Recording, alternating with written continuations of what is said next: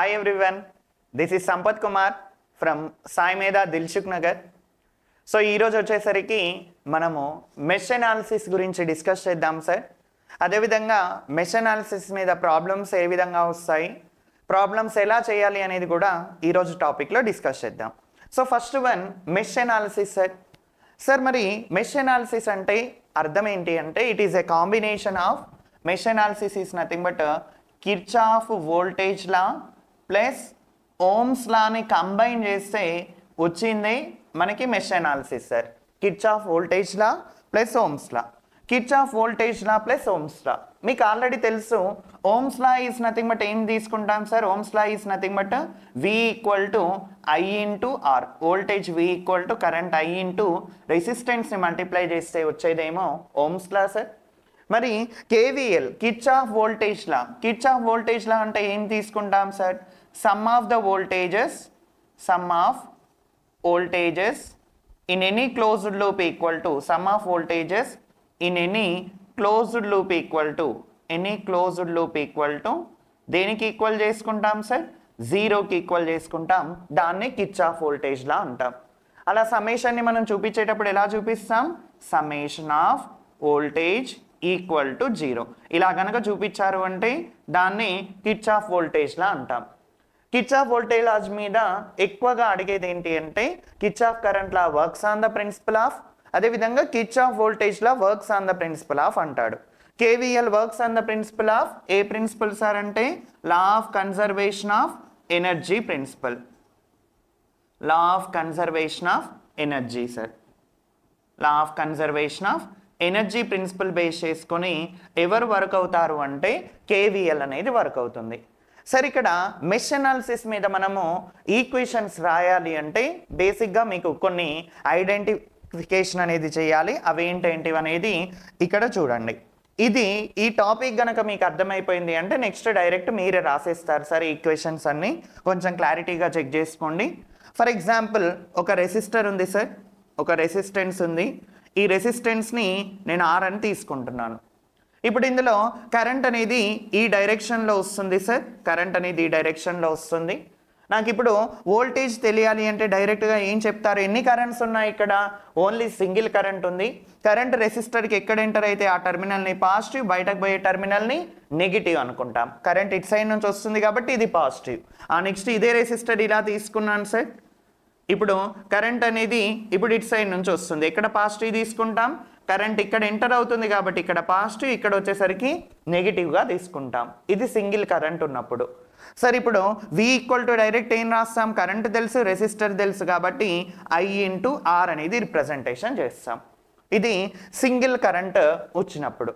Sir మరి మనము next మనం మెష్ అనాలిసిస్ చేసేటప్పుడు మనకి సింగిల్ కరెంట్స్తో పాటు డబుల్ కరెంట్స్ కూడా వెళ్తూ ఉంటాయి ఆ ఎలిమెంట్ గుండా.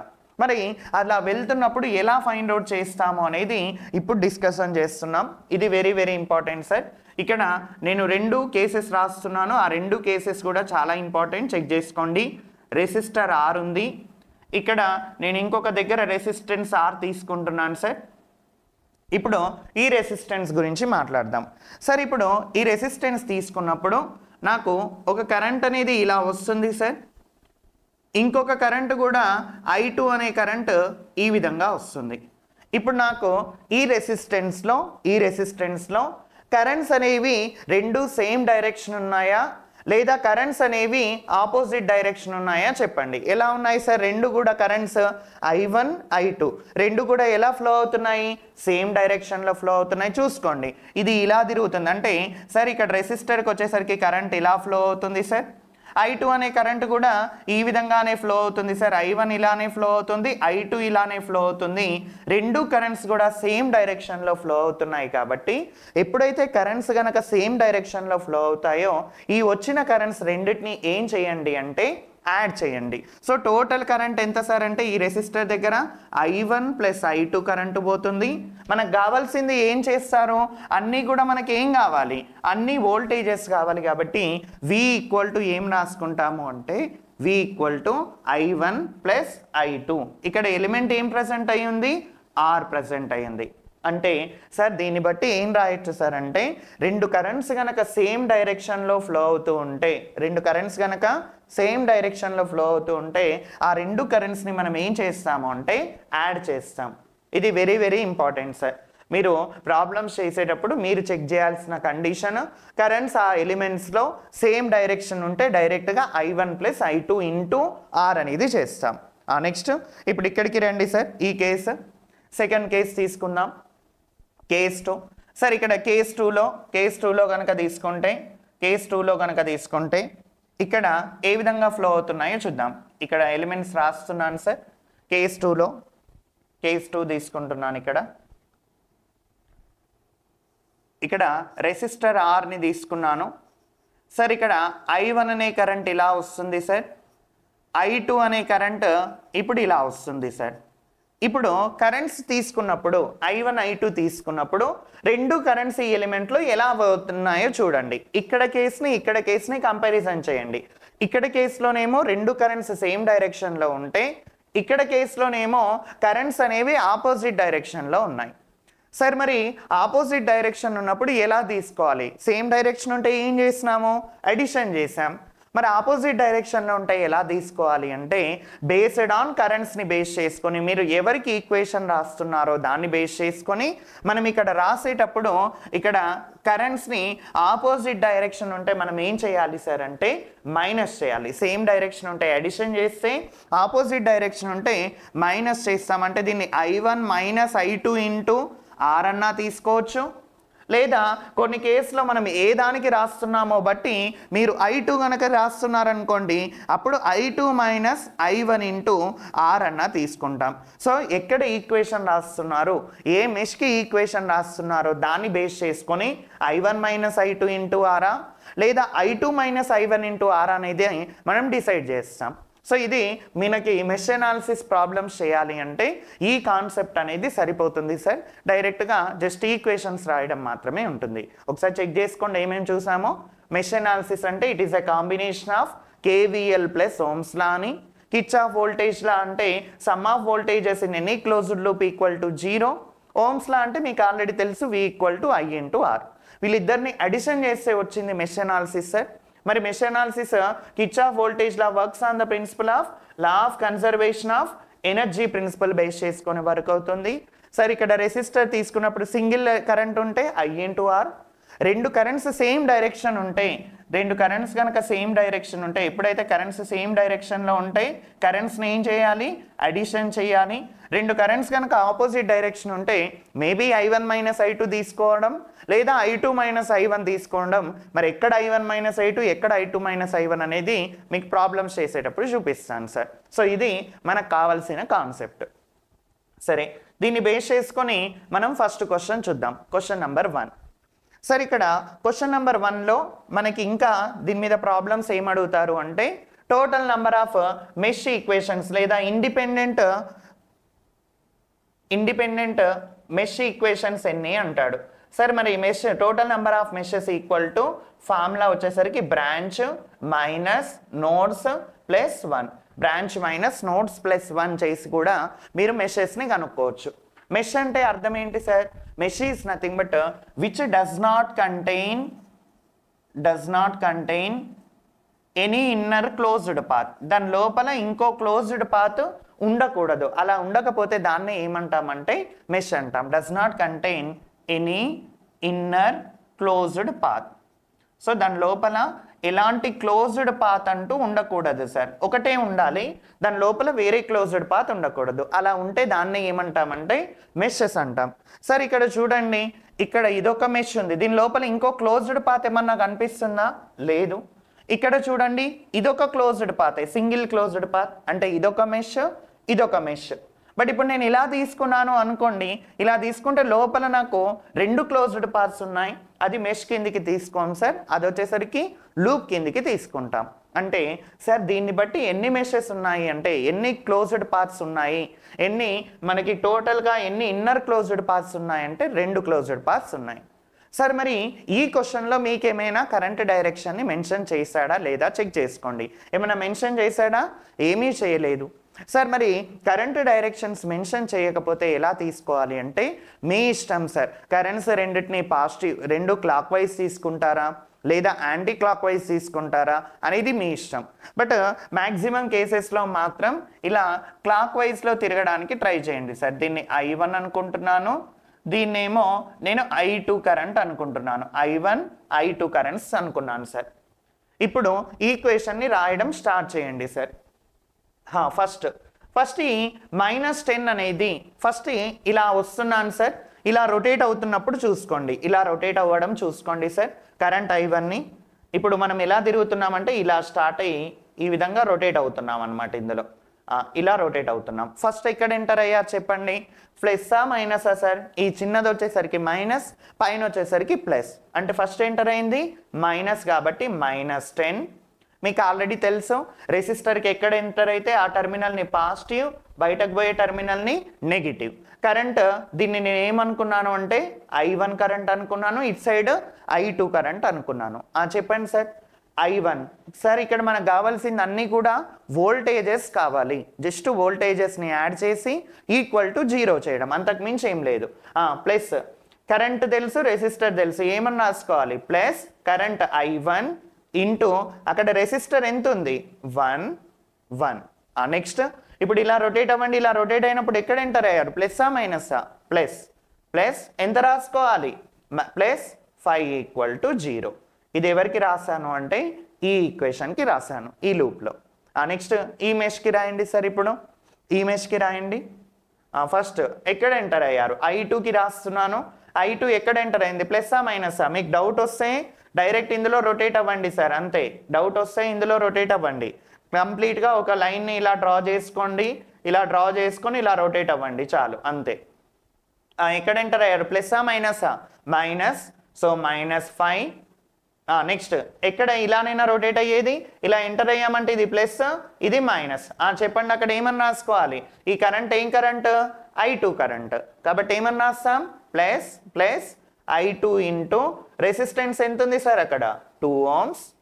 నెక్స్ట్ మళ్ళీ ఇక్కడ ఇలా తిరుగుతున్నాం కాబట్టి ఇది ప్లస్, ఇది మైనస్, కాబట్టి +3 ఇంటూ I2 = ఎంత సార్? 0.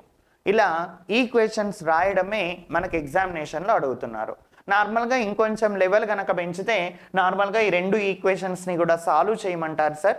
సాల్వ్ చేసి I1 ఎంత, I2 ఎంత కనుక్కోమంటారు. బట్ ఇక్కడ మాత్రం డైరెక్ట్గా ఈజీగా చేసేయచ్చు. ఎంత సార్? ఈ 10 అటు పంపించండి. I1 = 10 అటు పోతే +10, +5 ఉంది, అటు పోతే -5. సో I1 = ఎంత ఆంపియర్ సార్? 5 ఆంపియర్.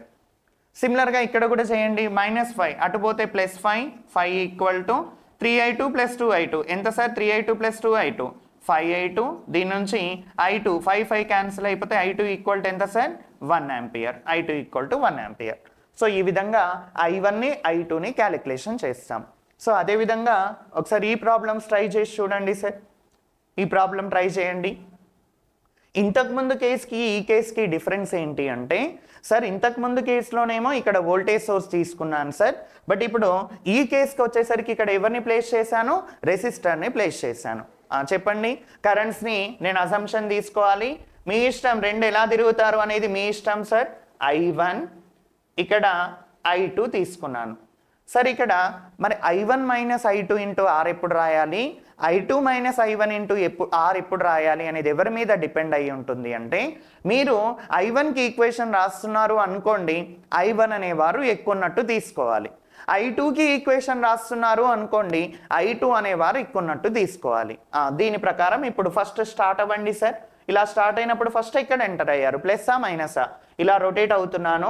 ఇలా రొటేట్ అవుతున్నప్పుడు ఫస్ట్ ఎంటర్ అయింది మైనస్, కాబట్టి -10 ప్లస్ ఇక్కడ రెసిస్టర్కి ఎంటర్ అయింది ప్లస్సే కదా సార్. ఎక్కడ ఎంటర్ అయితే రెసిస్టర్కి ఆ టర్మినల్ ప్లస్గా తీసుకుంటాం, కాబట్టి ప్లస్ కరెంట్ I1 ఇంటూ అక్కడ రెసిస్టర్ ఎంత ఉంది?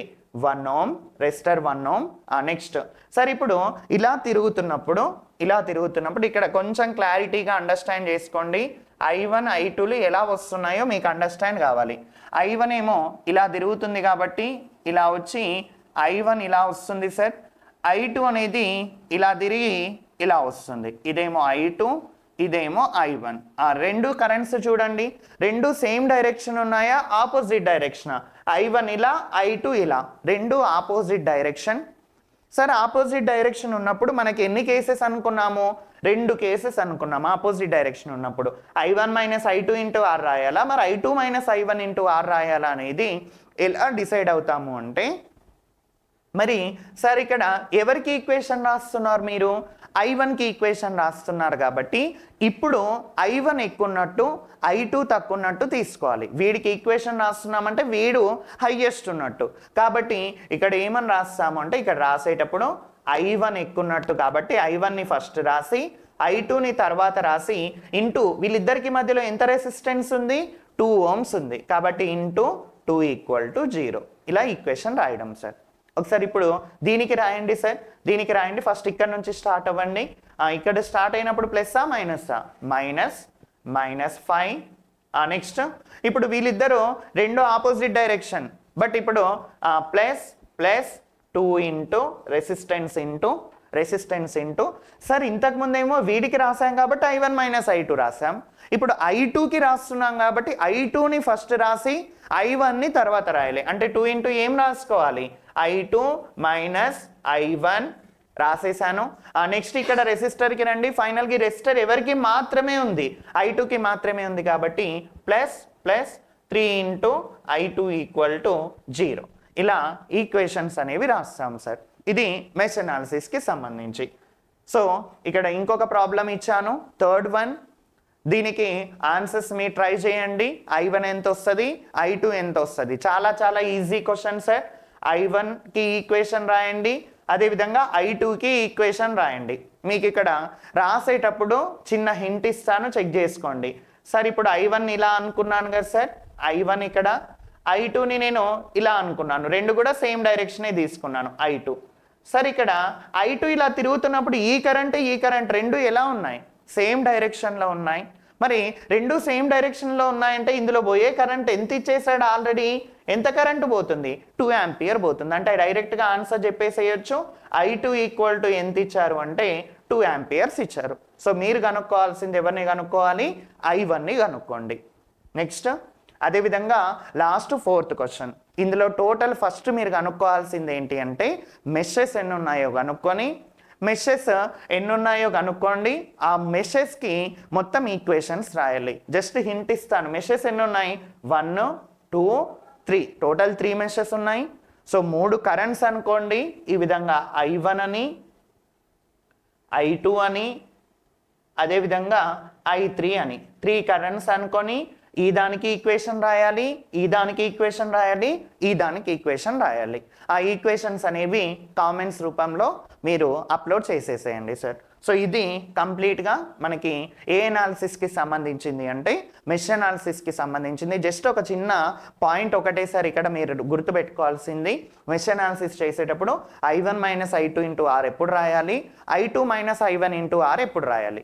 ఎవరికైతే ఈ ఈక్వేషన్ రాస్తున్నామో వాళ్ళని ఫస్ట్ రాసి తర్వాత I2ని సెకండ్ రాస్తాము. ఎప్పుడు రెండు కరెంట్స్ పోతున్నప్పుడు ఒక ఎలిమెంట్లో. బట్ అదే సింగిల్ కరెంట్ పోతూ ఉంటే మనం ఏం రాయాల్సిన అవసరం లేదు, డైరెక్ట్ V = I × R అనేది రాసేస్తాం. సో ఇది మెష్ అనాలిసిస్కి సంబంధించి. నెక్స్ట్ వీడియోలో నోడల్ అనాలిసిస్ గురించి డిస్కస్ చేద్దాం. Thank you all.